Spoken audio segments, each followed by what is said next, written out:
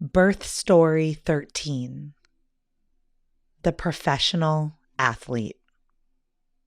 Mom. She planned for an unmedicated birth and pivoted when she needed.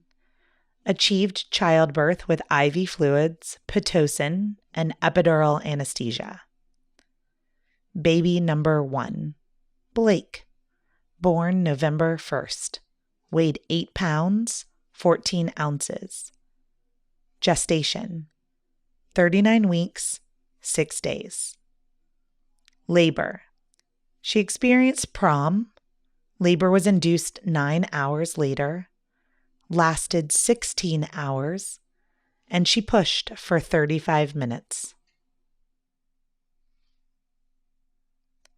Dear Blake, your mom called me the summer before your birth, and we chatted on the phone for over an hour about her pregnancy and her exciting life as a former reality TV star.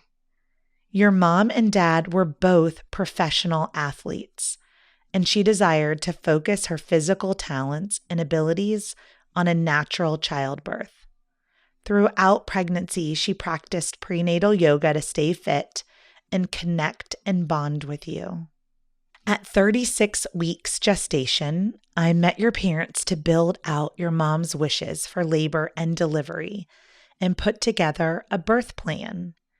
It was a little tricky though, Blake, because we weren't sure if your dad was going to be playing in an NFL game whenever you decided to come. We had to plan for lots of differing scenarios. All your mom really wanted was for your dad to be part of the birth. And that is exactly what happened. On October 31st at 8:45 a.m., your mom sent me a text message to say her water had broken, but she was not having contractions. Soon after, your mom was contracting mildly and sporadically, but she still felt great. She decided to rest and eat and to do a few natural induction techniques. Pop out. Natural induction techniques. I called upon my years of experience helping to ripen cervixes and get oxytocin flowing to write an amazing outline on natural induction techniques. It includes my secret sauces collected from all of my favorite doulas and midwives, including a recipe for labor oil. Unlock my popular Pro Tips for Natural Induction guide at birthstory.com. She wanted to wait at home to see if contractions would pick up. I arrived at 1 p.m. and it looked like a party was going on. Both families and several friends had arrived to cheer your mom on.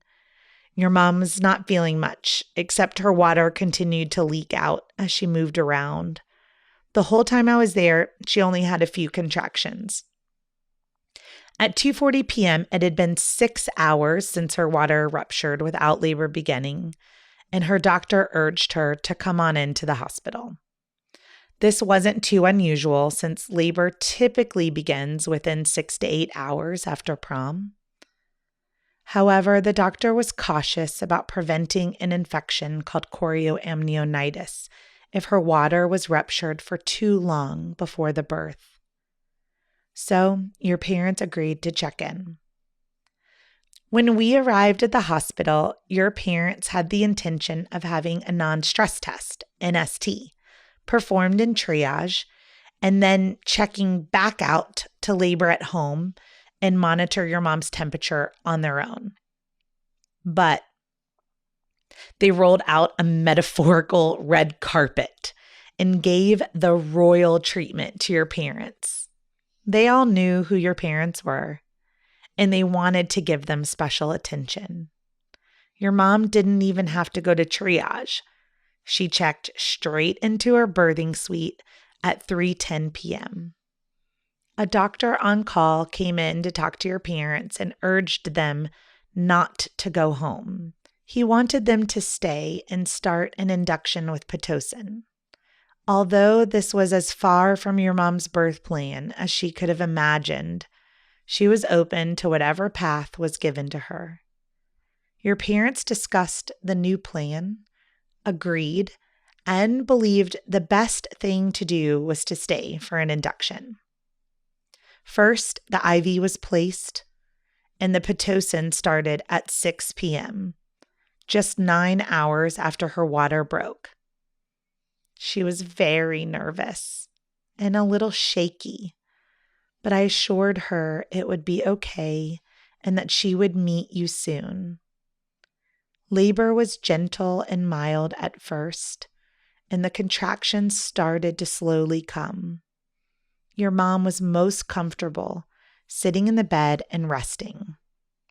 Blake, you are doing great. Your heart rate stayed right around 135 beats per minute the entire labor, and you never responded negatively to the induction. At her first cervical check, she was 3 centimeters dilated and a -3 station. You were very high. So there was a long way to go to get your mom's cervix effaced and dilated and to get you to come down and out. I gave your mom a massage, and then she took a nap. Your dad was so funny because he started doing stretches in the hospital room. He had played a big game the night before and was still recovering himself. He was nervous and fidgety for your birth. He joked he was going to play video games that they had in the hospital room. He loves gadgets and gizmos and made sure he fiddled around with all the lights and switches. Your mom is a great cat napper and had no problem resting. When she awakened, she saw her personal doctor was there, who decided to come in especially for your delivery, even though she was not on call. During the early phase, your mom was in great spirits with contractions 5 to 6 minutes apart. She was handling them well and still socializing with family as they visited. Your mom continued to try and rest as the contractions became longer and stronger and closer together.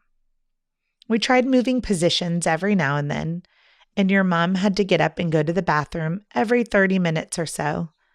But she really was just most comfortable in the bed. At around 3 a.m., your mom started to grow extremely tired. The doctor checked her cervix, and she had progressed to 5 centimeters dilated, 100% effaced. But you were still at a -3 station. You were turned face up, which is called occiput posterior, or OP. It can mark a long and slow labor because it takes time for your head to turn and engage in the pelvis. The Pitocin-induced contractions were 2 to 3 minutes apart and lasted for 1 minute now. As much as she wanted and was capable of an all-natural childbirth, she accepted the birth journey that was unfolding. Her provider had her confined to the bed, and you were being continuously monitored out of extreme caution. Exhausted, she was unable to move for comfort, and you were sunny side up. She acknowledged these truths and elected for an epidural to have a great birthing experience. At 3:40 a.m., the anesthesiologist placed the epidural. She was happy, comfortable, and she went straight to bed. Your dad was totally snoring before she was. He was on the pull-out couch next to us, so we had a good laugh knowing he was comfy. At 6 a.m., your mom awakened in pain. Her voice was quivering, and she moaned through the contractions.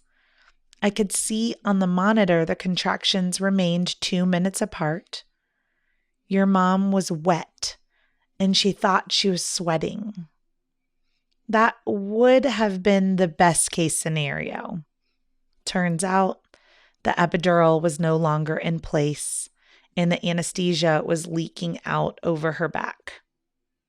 Her doctor called in anesthesia, who simply replaced the epidural.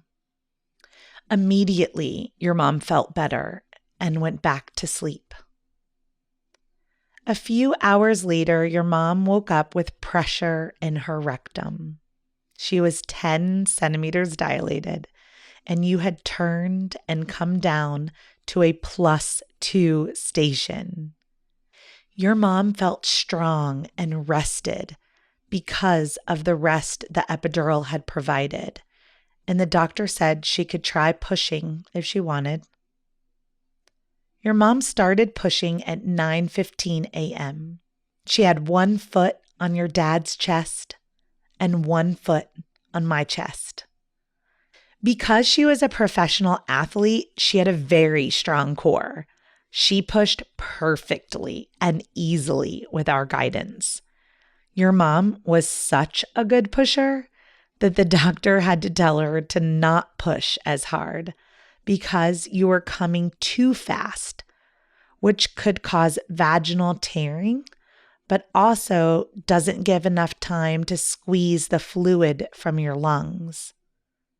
So she breathed you down and out a bit slower. Within 35 minutes, you were emerging from your mom with your dad right by her side. Your mom first pushed out your cute little head, and the doctor suctioned your nose and throat. Your mom looked down, and there you were, eyes open toward your dad with your body still inside her. On the next contraction, your mom pushed out your shoulders and the rest of your body. The doctor rested you right on your mom's chest for skin-to-skin contact. Pop out, skin-to-skin contact. When your baby is born, it is imperative to be skin-to-skin immediately or as soon as medically possible. Dr. Sarah Buckley, author of Gentle Birth, Gentle Mothering, reminds us about mutual regulation. Quote, mutual regulation involves you and your baby exchanging information and influencing each other's body processes for ongoing well-being and optimal development. Mutual regulation is crucial for our young babies who are less able to control their own body processes. For example, newborn babies have difficulty keeping themselves warm, but will be perfectly heated when skin to skin on the mother's chest. When your newborn is placed on your naked chest, your skin temperature will immediately increase to warm your baby, making your skin-to-skin newborn warmer than a newborn who is dressed and placed in a crib or cot. End quote. If you are not birthing naked, make sure to remove your hospital gown, your bra, or tank top before delivery so your baby can move to your chest without interruption. You cried right away.